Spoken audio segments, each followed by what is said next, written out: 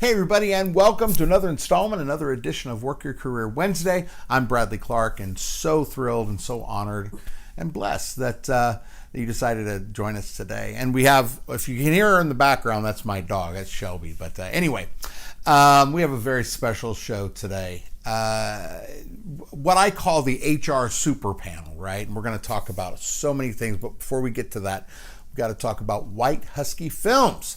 If you have anything and everything connected to video that you want documented, get in contact with Steven Saldana. The number is on the screen, or you can always visit us at www.whitehuskyfilms.com. Dream, create, record in that order. And when you choose White Husky, you will be so glad you did. And guess what? We have another sponsor. Can you believe it? I got to tell you, this one's really, really special because you're going to recognize the person that, I just cracked my knuckles. The person that's on the panel with me today, Karla Tai. She has a brand new endeavor called Bow Tie Creations. Let me tell you something. I'm a dessert guy. I love desserts, cheesecakes, and I mean, can you tell, right? Let me tell you something. Karla Tai is probably the best baker that I know. Her creations are incredible, and she's going to have a pop-up later in the month. I'm not sure with the date, so I don't want to be off on the date, but I will tell you that be on the lookout for Bow Tie Creations. If you're a cheesecake-holic like I am, or if you like, I mean, anything connected to desserts, you're going to want to get in contact with her. We'll put her Instagram on in the body of this video, and get in contact with her. She is amazing. And when you see the creations, I can't even call them desserts, but when you see the creations that she does, you're going to want to order all the time. So now, without further ado, let's talk about the show. So today we have the HR Super Panel. I got Pearl Jones, just a pioneer, okay, in the field. And Nicole Adams, she is, from the Oakland area. She's been on the show before. Incredible HR, incredible perspective. Now she's into AI, really tries to utilize DEI and ESG, and so we're going to get into that. Pearl, I'm just going to let them speak for themselves. And moderating, I guess, it's not really a debate, but asking questions with me is Karla Tai of Bow Tie Creations and the Oakland Raiders. So we are talking about things that is the hottest topic. We're talking DEI, ESG, and AI as it pertains to hiring and human resources and all of that. Is it good? Is it hurting? Is it helping? We're going to get into all that from the perspective of someone who has been in the workforce for quite a while, and someone who's our millennial that is a frequent guest. So sit back, relax, and enjoy us talking about the hottest topic that no one is talking about. All right, get ready. This is going to be a great show. Hey, everybody, and welcome to a very special edition of Work Your Career Wednesday. I'm Bradley Clark, and as always, so blessed and thankful that you guys decided to tune in. And I tell you what, this is one show that you want to tune in for. I got an HR super panel today, and we're going to be talking about the pitfalls and the way hiring is different in terms of AI. Getting into DEI and ESG, and it's not a debate, but moderating with me is the one and only Karla Tai of Oakland Las Vegas Raiders fame, amongst other things, which is her credits are too long to go into. We have Pearl Jones, an HR just superstar, and she's gonna be giving her experiences, sort of the adverse. I don't know. How do you want to say it? How should I say it? The adverse pitfalls. There we go. The pitfalls of the introduction of AI and the differences in hiring we have now. And we have another HR superstar, also of Oakland, Las Vegas Raiders fame, amongst other things. We have Nicole Adams once again. Please make welcome, everybody. And thank you guys so much for doing this, really. Welcome. Pleasure. Yeah. All right. Okay, so let's get so Pearl, give us a little bit of an overview of your experiences with DEI and ESG and the sort of the AI I don't know inclusion in HR and in the hiring process. Well, from a DEI perspective, I'm not absolutely sure that most systems have been put together in such a way where they include a DEI lens writ large. My experience has kind of been that there may be some shortfalls in terms of potential ageism, and that may really come from scrubbing a resume and certainly looking at someone's work experience as well as their educational experience. There could potentially be some gender bias based on how a system has been programmed or what kind of data it's using, maybe past data in order to make some decisions about who to include or exclude from from a hiring pool. And there was one really big study that was done that involved Amazon, and they had this supposedly supercharged AI system for recruiting, and what they found out was that the system actually discriminated against women in favor of men, again based on data analysis and looking at hiring decisions that were made in the past. So those are just a few things that come to mind. Now, Nicole, you work with this, every day, in where you're at now, and I was really interested in getting your perspective. Now, sort of along the same lines, give us a little bit of background on your experiences. Yeah, so with DEI, like we know that it's the new hot topic, it's the new sexy word, and it's like the new thing for companies to focus on.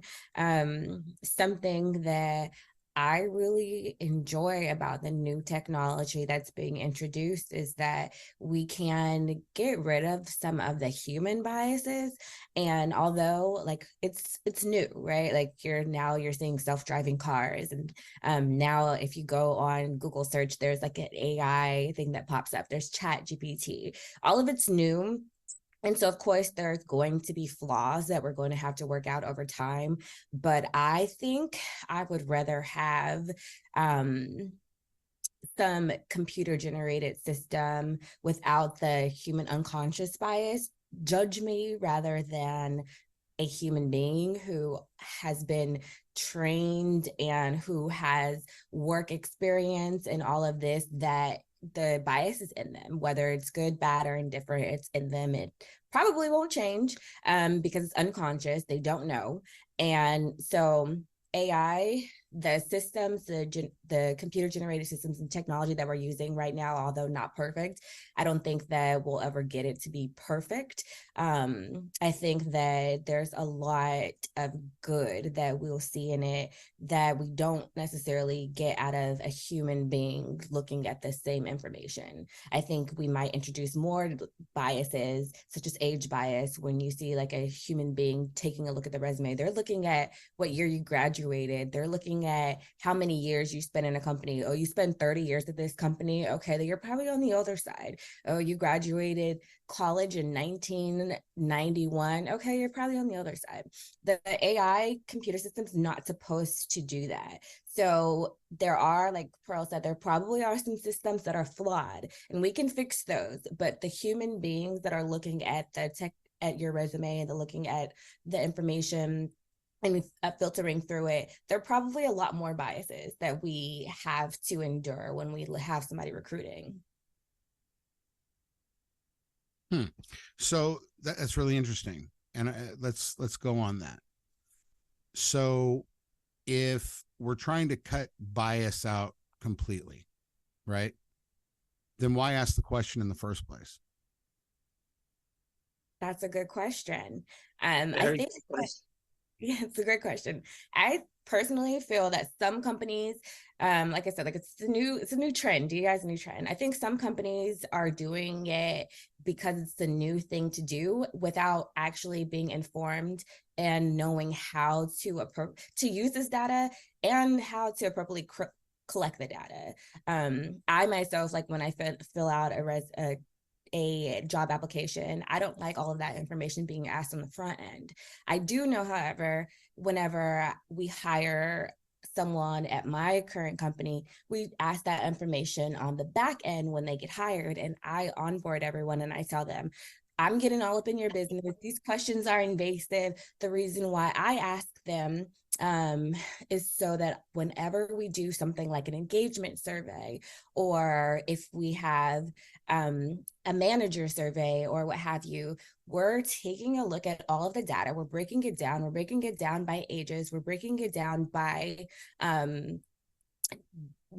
different groups of individuals. We're making sure that we're looking at marginalized groups and seeing, are we moving the needle in the right way when it comes to DEI? Are we doing all of these programs and it really doesn't help the individuals that we're doing it for?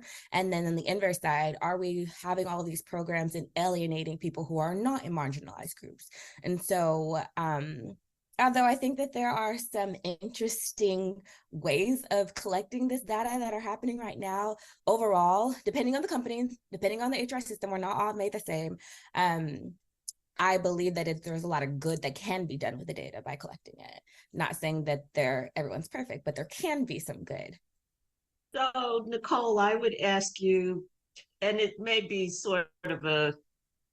kind of a difficult question to answer, but you're in the HR world. You talk to other people who are doing what you're doing. If you have to take a guess, what percentage of people that you know or companies that you know of are sort of doing the work that you're doing in terms of really looking at the data, slicing it, dicing it, and then coming up with, some conclusions or at least some courses of action, to take to make sure that people are feeling included in the workplace, and then conversely, understanding how folks who are not from marginalized communities aren't being alienated.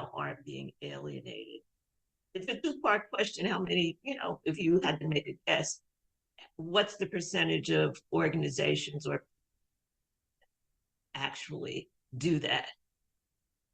Well, I think you're asking me a trick question here. Like, Not at all. Not at all. That's a good question. It's a great question. I think it's a trick question. And because I think that a lot of people right now, like you see DEI, this, that, and the third, and you see it everywhere, right? But you do not know the people behind the DEI, and you don't know what they're being trained on. You don't know what they think DEI is. It's diversity, equity, and inclusion. And a lot of people think of diversity as in different ethnicities. They think that if they have a percentage of Black people, percentage of Mexican people, percentage of white people, that they're diverse. And that tends to be the trend that you see when you see DEI in these companies. And so I say, like, Pearl, that trick question, because like we have to start at the foundation. Like, what is DEI? What is it supposed to be? And how do you view it at your company? I don't necessarily think that all companies view DEI the same. I think since it is a trend, a lot of people are trending and doing it in the wrong way. So I would first have to see, like, are they like-minded? Do they know what DEI is at its core? Or are they just trying to get someone who is eccentric and different to like meet their quota? So I can't answer that. Well, from the reading that I've done, and actually, I agree with everything that you said, but there does seem to be some evidence that there is a lack of awareness on organizations who might be using these systems, and how they kind of define DEI, like you said, but also have a lack of knowledge about really how to interpret the data that they're getting. And if they don't have any sense of, with the system that they have, how DEI principles, if you will, are incorporated in the system, then it's almost like you're putting information in, but if you're not putting in the right information, or you're not interpreting, then there's almost, from at least the DEI perspective, there's no benefit to having the system, because what you're really getting is kind of like maybe garbage in and garbage out. So, But does that but also I do agree, what your premise and how you answered the question initially, and it was not a trick question. Well, I have a thing, but does that also start on like a state level, especially California, right? California, you have to produce compliance sheets on what EEO1 and how many people. So does not actually start on like a state level. So these companies are now trying to meet whatever compliance they have to do in order to, like I said, meet whatever reporting, or in California, you're also getting, you can get a tax deduction. So doesn't it kind of sort of start it? A lot of companies are trending that way because of that. Well, I think yes, but then that would also, for me, lead to question what information are states, really asking for, because kind of like what Nicole said, most people think of diversity as sort of like, race, ethnicity, and, are people, looking at neurodiversity, are they looking at, ableism, and things like that. And so we know everybody's asking the question, have you ever been disabled? Are you currently disabled? Or do you not want to provide the information? I think if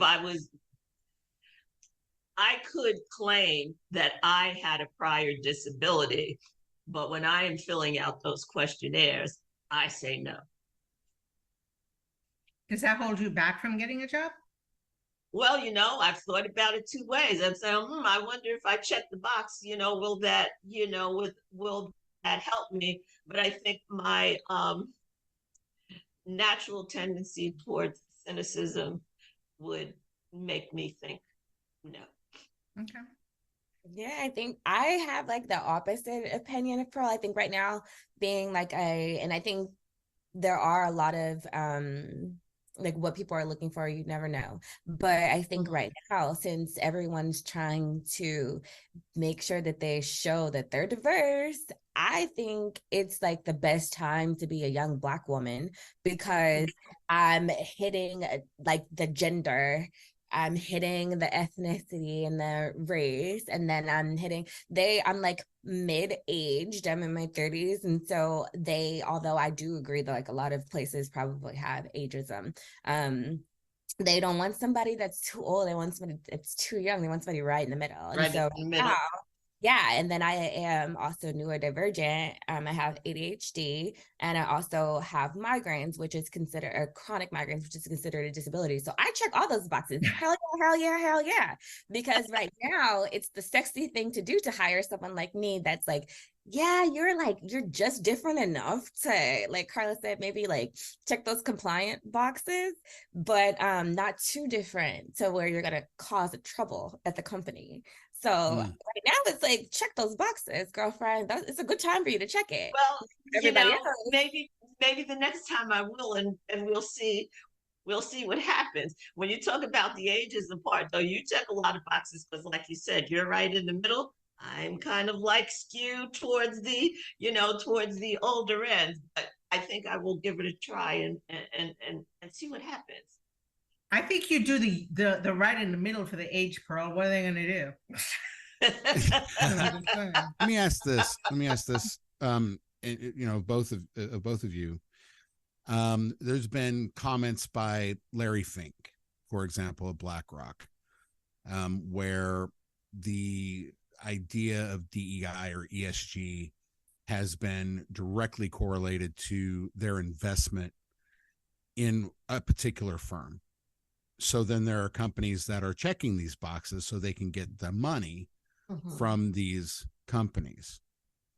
So let me ask you this. I get the checking the boxes about being different and or whatever. I get that. How do you think that impacts a company's, I wouldn't say productivity, but how do you think it affects their bottom line? And are they doing it beyond a state level, but because they're trying to check that box to get the money from the investment firm? You have so many different layers to this. You have people who are probably very well intentioned, but a little ignorant to what DEI actually is. And when they get these people who are different in their companies, like what are they doing to keep them and make them feel included? And then you have people who are not well intentioned, who want to check boxes so that they can get something from it. And you can't tell the difference between the two. You have to do your research, you have to do your homework, but you won't be able to tell unless you go in and speak to the employees and say, hey, like there's 20% diversity in your ethnic group and like there's 30% LGBTQ plus. Like, let me talk to those people and see how they're feeling at your company. People are not willing to do that. People are not willing to put the hard work in. And I mean, it's most of us in the US, like we're lazy. If we can get something easy, we're going to take the easy route. So it takes a lot of effort and energy to really, educate yourself on what DEI truly is, and to like go and educate yourself on these companies. And I guess part of my response would be to that is so they check the boxes so that they can get the money. But then if you have accepted the money, what is your investor doing in terms of follow-up to see kind of like what your retention rates are? Because yeah, you've hired people and you may have hired a good bit of people this year, but out of that group of so-called diverse people, how many have you been able to retain over a year, 2 years, 3 years? I mean, that's kind of like a different way to look at it, or maybe a different question to ask the investor as opposed to the person who's trying. Well, I think he's been very clear about it. His statements have been that if companies aren't going to do it, we're going to force them to do it. And that leaves a bad taste in a lot of people's mouths. Everybody's mouth. Right. Particularly if you're on one side of the fence that may not check all those boxes. So I guess you're going to be, for lack of a better term, discriminated against because you don't check all those boxes. But if you do check some of those boxes, well, hold on. If you do check some of those boxes, then you're put at the bottom of the pile because, oh, you have heart disease. I mean, there are things on there that are, I mean, next month they'll put on, hangnails. Do you have hangnails? Okay. So is that a disability now? Is that a chronic problem? I mean, could be. I mean, you know what I'm saying? It's a chronic problem for me. I have one right now. It really sucks. but but my point is that, and I want to get into this because I'm talking, we got 3 people on here, and Karla and I don't know if we're going to be moderators or anything really, but you guys developed the foundations of DEI where you guys, you know what I'm saying? Like when it started. And I think we got to get to the definition of what that actually is. Mhm. You know what I'm saying? Agreed. So Pearl, if you wouldn't mind, please. What was DEI when the conception of it came about? Well, for me and the work that I did in DEI directly, it was very early on. When it was just called, I forget what, I guess it was called diversity and equity at the time. And so the real focus really was on how companies were attracting women and people of color writ large, and looking at their employee population, sort of what could they do to increase or enhance their recruitment efforts so that, if you want to call people from underrepresented or marginalized communities, were accounted for, or, being able to reach out to. And what I found to be very interesting is, no one ever wanted to talk about quotas. And the push really seemed to be able to bring people in.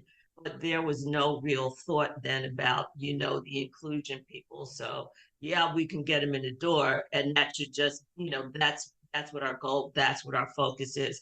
No one ever really thought very much about what we might need to do in terms of changing our practices so that people we felt included, and that they, and that they belonged.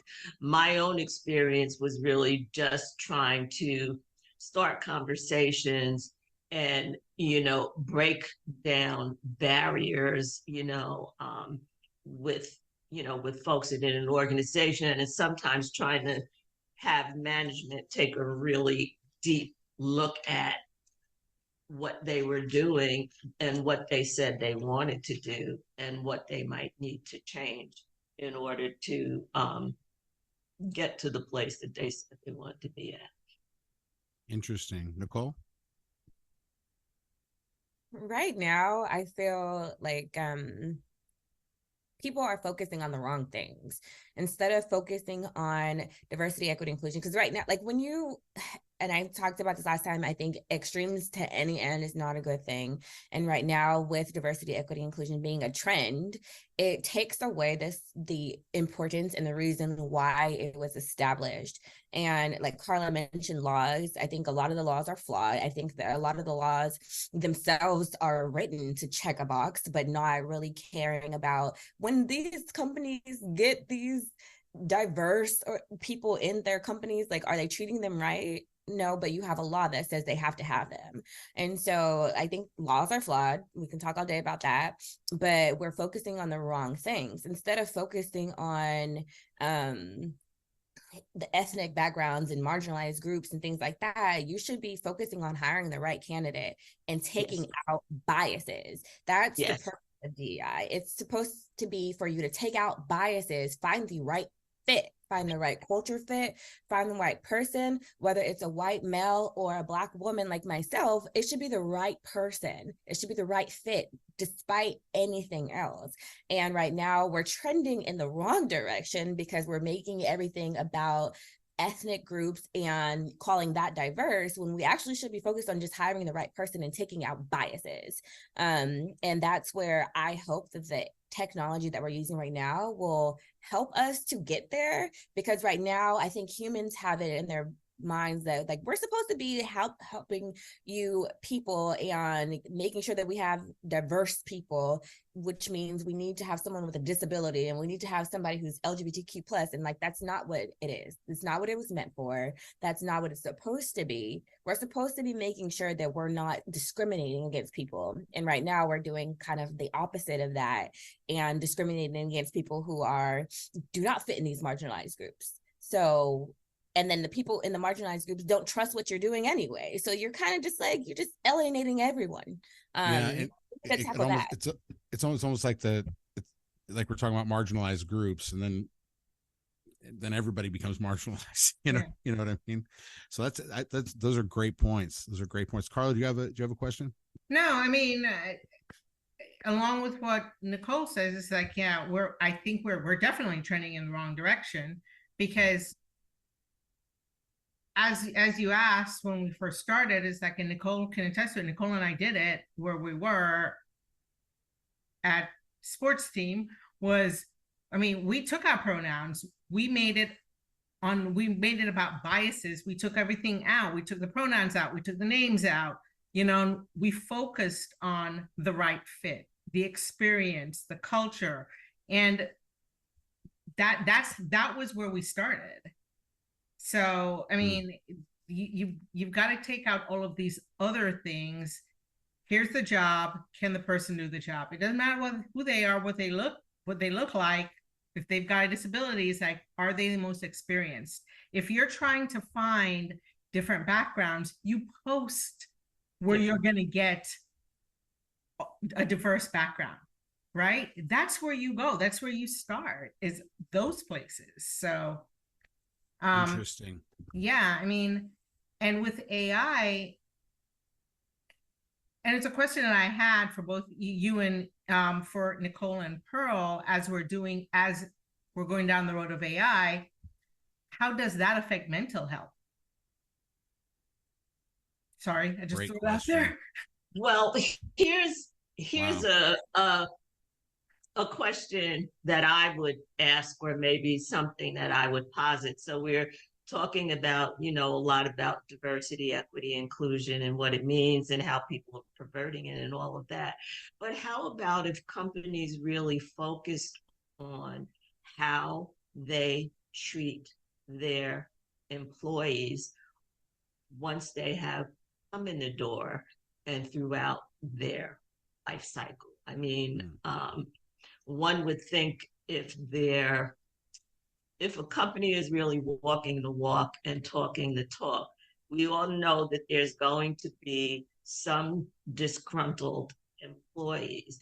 But by and large, if companies are doing what they're supposed to do, taking DEI, out of it for the moment, they should really be creating workplaces where people feel seen, valued, and heard. Something that, Karla and Nicole and I have, quite a bit. So it's just kind of like another take, on some of the questions that we have been grappling with and answering. With the reliance on AI, I'm not sure if you guys look at this, but there's been a Stanford study and a UC Berkeley study exploring, and I'm reading this out of Business Insider, exploring how ChatGPT's behavior has changed over time, and found the performance of the chatbot's underlying 3.5 and 4 AI models. There's a great it varies pretty hardcore. In other words, it's becoming stupider as more people start using it.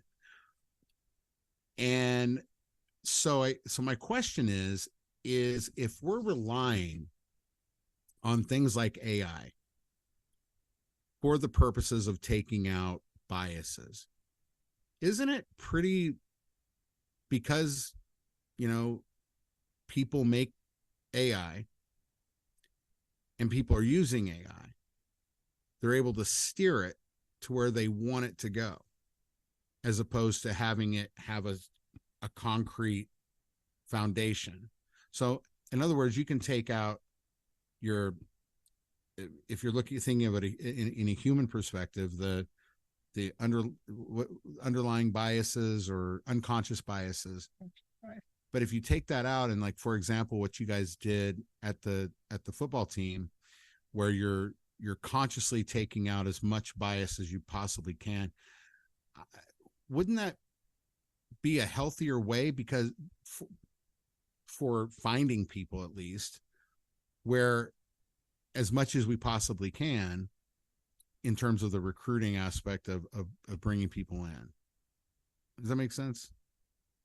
Yes, I think it makes perfect sense. And I think being someone who is not completely for and not completely against, I would say the technology is meant to meet us where we are on some level. It's meant to elevate us and make things easier, but it's also going to come down to our level. And I don't necessarily think that's a bad thing. I think that it is going to elevate us in a way, but it's not going to go too far and be too much to where we can't grasp what's happening. It's not going to move and be light years ahead of where we are. And because we're still learning and growing and developing when it comes to technology, just as human beings. I know, like myself, being a millennial, there's I think the next generations like Gen Z, they're probably way more established in technology than I am. And as every other generation is further removed from technology,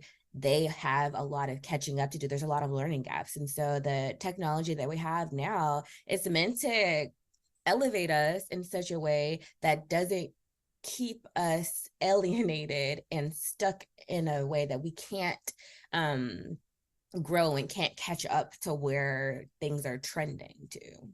But does it elevate us?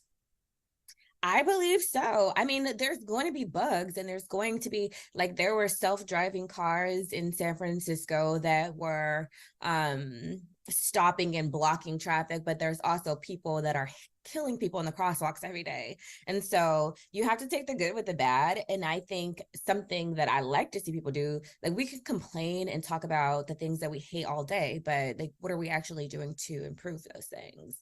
I don't like hearing about what is wrong with the world and what's wrong with AI and what's wrong with this without solutions. Like, don't bring me problems. Carly used to tell me this all the time. Don't bring me problems. Bring me solutions. Great solution.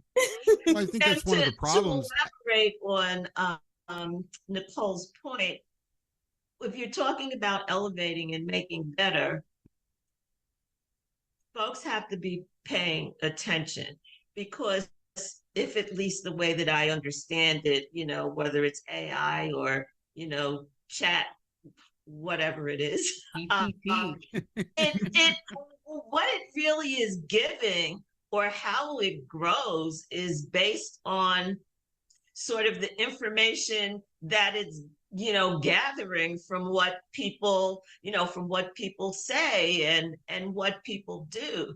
So, to Nicole's point, if you really see something it's like outrageous or it's not elevating, someone has to be paying attention to even notice it, and then to really think about, well, what do I need to do differently in terms of how I am informing what this what this product, what this tool is spitting out. So I like Nicole's point. It's meant to elevate us, not eliminate us. Right. I've always said that as long as there are people doing jobs, people are going to have to do the heavy lifting. Right. So with that, what do you think about people in what we do? Right. So recruiter, 23 years, HR superstars on this panel. Are any of the developers or anybody involved in this technology asking any of us what we think? Or is it all kind of going on what society is saying right now? The trend, Well, for example, that well, Nicole's talking Bradley, about. I think that's actually part of the point. So where are developers getting their information in order to do this? Like, who are they checking with? But conversely, when people are looking at systems and are thinking about, implementing them, what kind of questions are they asking the vendor about, what this thing really does? How is it learning? How is it learning to make us better? And really having a focused set of questions to ask before you choose the tool. Because if Hmm. in fact these things do learn based on what their users do, maybe their users need to be able to ask some questions so that they will know what they should be choosing to use and not, and then really in a way then using the tool so it could elevate, or as Nicole says, don't bring me problems, bring me solutions. And so i I guess that's my long way of saying is that one of the solutions is some of the responsibility is on the developer, but I think a lot of the responsibility is on the people who are using, who are making benefit of it. And it does raise the question about how much do they know about what they're supposed to know in order to get a system that is going to give them the best chance of being innovative. Nicole?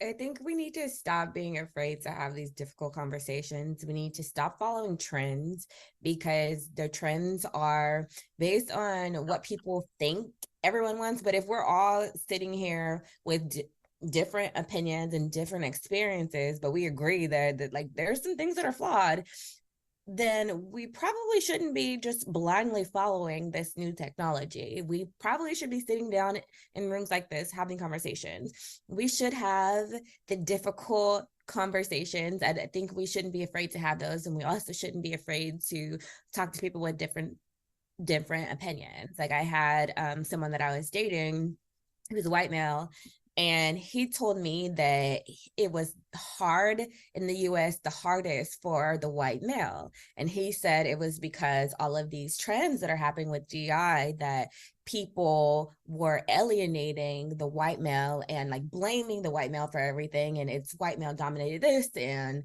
we need to uplift ethnic people that. And I was livid when he said that. Like him and I had a really heavy disagreement, and it didn't end well. But I think looking back on that situation, those are the kind of conversations we need to have, because I took from that conversation, okay, maybe there are some problems. Like maybe we're trending in the wrong way. Maybe instead of trying to check the boxes for these ethnic people, maybe we shouldn't be alienating the white male and alienating people who don't fit in these marginalized groups, because like you had alluded to earlier, Bradley, then everybody's going to be marginalized. And so I think like those conversations we need to have, and although it might anger us and it might piss some people off, we need to have them, and we need to be open to listening to other viewpoints and open to figure out solutions. Like, okay, you feel upset by this technology, I feel upset by it, but I feel like we're going in a healthier direction. How can we come in the middle? Isn't that what diversity is, though? Wide range. Right. And how often do we change our minds without being a little ticked off? You know what I mean? Time. Yeah, it takes some time. This happened 2 years ago, and I was like it up until like last year. I mean, if you think about it, there's no change happens without a little bit of disagreement, right? Or discomfort, or discomfort, right? And I think I love that, and I love that point. Gosh, I'd go off on. I want to do this all day long, because these are the kind of conversation. Nicole, you hit it right on the head, and this is why we're doing the show today, is because no one is talking about this. You have publications like Business Insider that they lean one way, And then you have, I don't know, other publications that lean another way. And all it is fighting. It's not coming to any solution. It's just yelling in an echo chamber.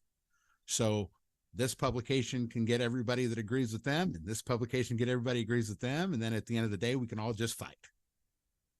And that's not going to do anything for anybody. So I want to wrap this up.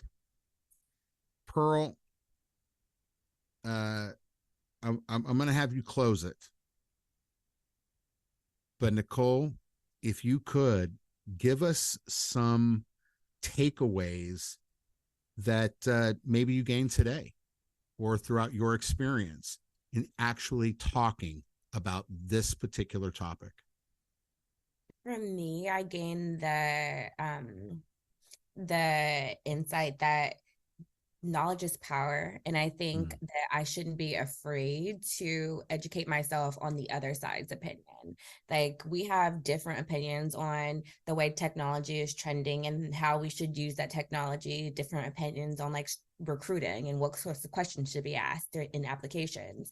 But I shouldn't be so held to my guns and what I believe in that I'm afraid to research the other side, because that's how we're going to end up creating change that works for all of us. And so like from this, I take away being able to educate myself on things that I may feel uncomfortable with or disagree with. Knowledge is power. And instead of just going with trends, what are the flaws, where are the holes, what can I do to help us have a more healthy understanding of DEI, making sure that we're moving forward in a better way. Like, we all play a role in that, and what can I do to make sure that we're not just staying the same?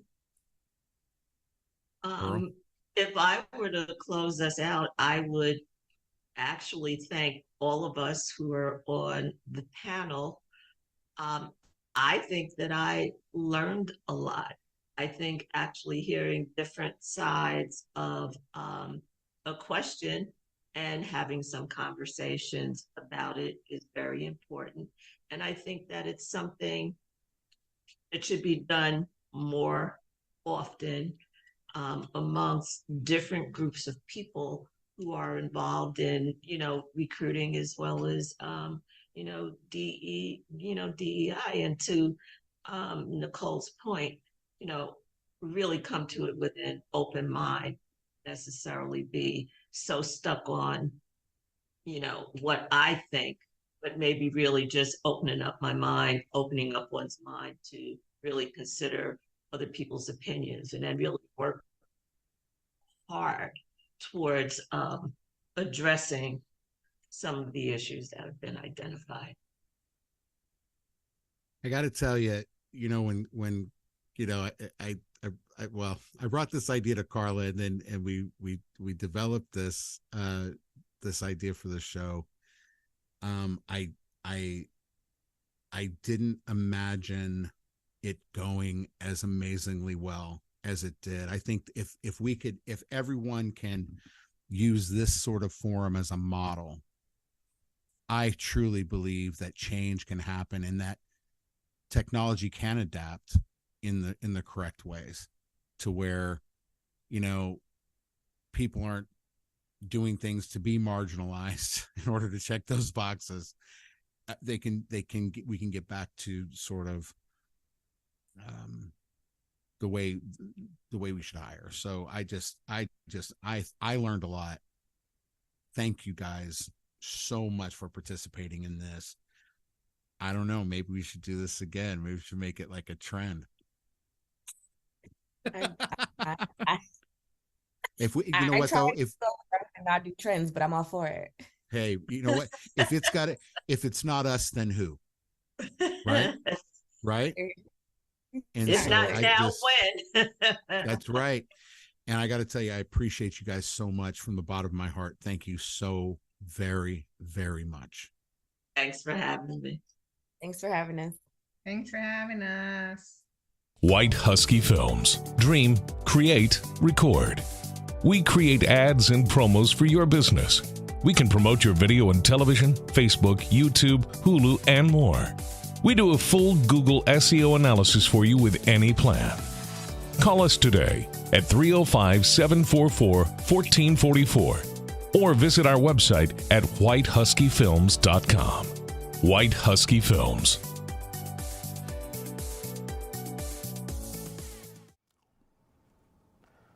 Oh, hi. I didn't see you there. Hey, if you like Work Your Career Wednesday and want to be notified every single time we have a new episode, like, share, and subscribe. Hit that notification bell. Smash it. Get a hammer and get it. And Yeah, that's fine. too much? No, that's fine. Are you sure? Yeah, I love it. People want. Do you hear Steven in the background? I was just making sure I'm going to be okay. But get that notification going. And hey, we will be letting you know, or I guess YouTube will be letting you know, when the next Work Your Career Wednesday is on. So make sure you like, share, subscribe, hit that notification bell. Man, ding it, ring it, sling it, and bang it. All right? And we will see you soon. Work Your Career Wednesday. Oh, great. I'm glad you stopped by. Be sure to get that subscription bell, and I'll see you there.